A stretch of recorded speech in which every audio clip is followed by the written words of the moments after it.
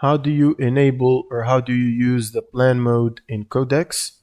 So if you're running the Codex IDE, you can basically click on the plus button here on the chat window, and then from here enable or turn on the plan mode, and it should appear in the blue text here plan, which means it's enabled. And if you're using the CLI or the command line tools, you will need to open up PowerShell or terminal in your project directory by clicking on Open PowerShell. And then you will need to run the following command.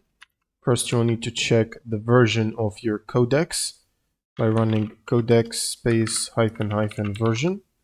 And the plan mode is only available for versions higher than 0.96. So if you have older versions, this won't work for you. Then you will need to run the Codex Enable Collaboration Modes, which is this one here, Codex space -- enable collaboration modes. Press enter. Now, once it's enabled, you'll simply need to type /plan, and this will switch it to the plan mode. As you can see right here, model changed to ChatGPT 4.5 version for plan mode. Now you can basically start using the plan mode, and that's pretty much it for this video. If you have any questions, leave them in the comments below, and see you on the next one.